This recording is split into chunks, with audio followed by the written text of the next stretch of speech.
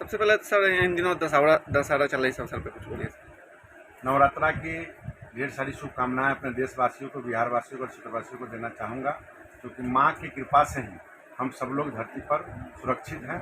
और आने वाला समय माँ के द्वारा जो पूजा पाठ के द्वारा शक्ति मिलता है, उस ऊर्जा से हम लोग पॉजिटिव काम करें और अपने देश को, अपने राष्ट्र को आगे बढ़ाएं, अपने परिवार को आगे बढ़ाएं। सर शुरू करते हैं जातिगत जनगणना से।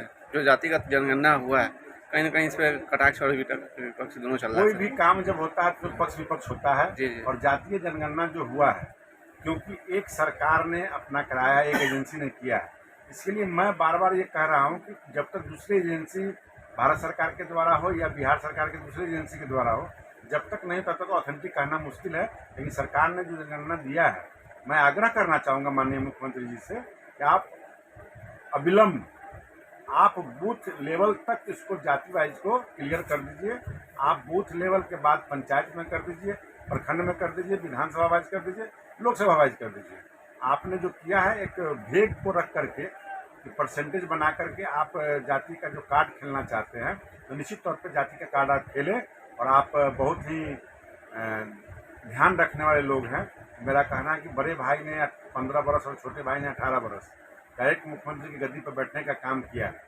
मेरा आप मानना और कहना है कि आप अविलंब इस्तीफा देकर के तेजस्वी यादव को और मुख्यमंत्री जी को, अति पिछड़ा के किसी बेटे को गद्दी पर मुख्यमंत्री बनाना चाहिए, उप मुख्यमंत्री बनाना चाहिए। तो तेजस्वी यादव का अगर उनको इसमें कमी लग रहा है तो वो केंद्र में ही जातिगत जनगणना करा लें। मैंने तो कहा कि जब तक दूसरी एजेंसी की जनगणना नहीं आएगा तो मैं कैसे कह सकता हूँ कि अगर कोई मेरे औराई विधानसभा के बारे में पूछे तो मैं वहाँ का जनगणना कराया हूँ, मुझे मालूम है। अगर औराई विधानसभा का आएगा तो मैं बता दूंगा कि ये जनगणना इनका सही है या गलत है, क्योंकि मैंने 2 बार जनगणना औराई विधानसभा कराया, मुझे आइडिया है। 90% सही आइडिया मेरे पास है, लेकिन पूरे देश का, पूरे बिहार का, पूरे जिला का आइडिया मेरे पास है। चिराग पासवान साफ तौर से लगातार कर रहे हैं कि क्या कहते हैं, उनके समाज में वो लोग शिक्षक लोग गए नहीं किया, उनका जैसे ही हो गया।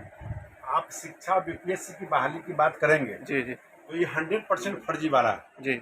और माननीय मुख्यमंत्री जी तेजस्वी यादव जी आंकड़ा का खेल दिखाना चाहते हैं। मैंने 1,22,000 लोगों को बहाली कर दी। मैं स्पष्ट कर देना चाहता हूं, उस 1,22,000 की बहाली में 40,000 वैसे शिक्षक हैं जो ऑलरेडी 10 साल, 5 साल, 15 साल से नौकरी कर रहे हैं। तो उनकी तो बहाली, वो अगर पास कर गए तो 40,000 का आंकड़ा तो नहीं हुआ। नहीं। एक उनका अलग से एग्जाम होना चाहिए था। टीटी और बीपीएड डीलेट जो भी उनका सिस्टम है, वो फेल को नहीं लेना है, उन्होंने उसको भी पास कर लिया। हम बाद में छांट देंगे। अदर स्टेट के लोगों को 90% नंबर आना चाहिए, 60% नंबर आना चाहिए, 9 नंबर आना चाहिए, वो 6 वाले भी कर लिए हैं, वो गलत है।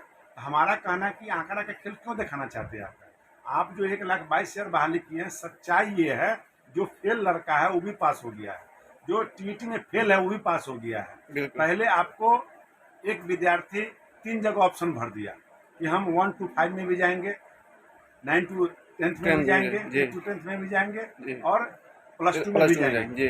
तो हम तीनों में पास कर गए, तो हम किसी एक जगह जाएंगे।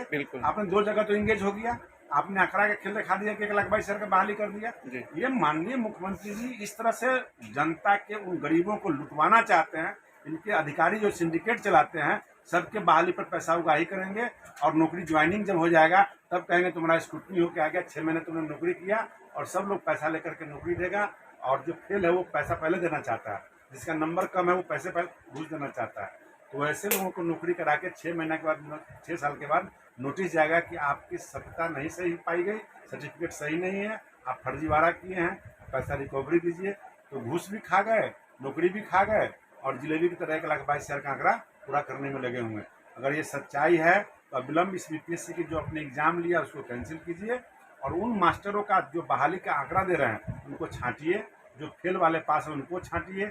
बहुत तरह ऐसे कॉलम है, जो चीज़ को मैं अध्ययन करूंगा तो बताऊंगा आपको कि लगभग 1,22,000 में सही बहाली 25,000 का ही होगा, बाकी फर्जी है। सर जो क्या कहते हैं नियमित बहाली को लेकर के वो कह रहा है कि साक्षरता परीक्षा देना पड़ेगा, उससे पहले क्या वो साक्षरता नहीं थे क्या? अरे कभी कहते साक्षरता परीक्षा देना होगा, कभी दक्षता परीक्षा। हमने कहा कि बड़े भाई और छोटे भाई जी जो मिलकर इस राज्य को डुबाने का काम किया, ठीक है, गठबंधन में 10 साल, 5 साल, 15 साल हम भी थे, लेकिन मुख्यमंत्री वो थे, उनकी चलती है। आज भी तेजस्वी यादव है तो उनकी नहीं चलती है, नीतीश कुमार की चलती है। बिल्कुल। तो उसमें कहना है कि आप क्या पैमाना तय करते हैं, और आप पहले साक्षर करते हैं, बहाली करते हैं, टीटी एग्जाम लेते हैं, फिर एग्जाम लेते हैं। तो ये कुछ नहीं है, चुनावी स्टंट है। चुनाव में लोगों को बताना, जैसे अभी हमने राजस्व मंत्री हम जी। और हमने जिस व्यक्ति कर्मचारी को नियुक्ति पत्र दे दिया, उसका हमने ज्वाइनिंग करा दिया, हमने ब्लॉक आवंटित कर दिया, पंचायत आवंटित हो गया, ट्रेनिंग करके ड्यूटी कर उसका सर्टिफिकेट बांटा गया। बिल्कुल। आज क्या 40,000 वैसे शिक्षक, मैं अगर झूठ बोल रहा हूँ, आप मीडिया के लोग हैं, आप पता करें, 40,000 वैसे शिक्षक जिसकी ऑलरेडी नौकरी है, जी जी। वैसे लोगों को इसमें शामिल किया गया। उनकी पात्रता, उनका एग्जाम तो अलग से होना चाहिए, कोई बहाली तो नहीं हुआ। नहीं। उसमें से 40,000 में से 2,000 फेल करते, जी। 38,000 होते, तब वो पास करते, तब ना बहाली उनका होता। कुछ ऐसे बच्चे जो 1-2 नंबर से भी छूट गए, उनके लिए भी तो कुछ अरे वही सोचना लोगों का तो भविष्य खराब हो रहा है, जी। जिनको अदर स्टेट के लोगों को समान कैटेगरी में जाना है। जी। आपने पिछड़ा में ले लिया, आपने उसका मार्किंग जो नंबर परसेंटेज है 60% से कम के लोग नहीं भरेंगे, तो 60% से कम वाले भी भर दिए। जी।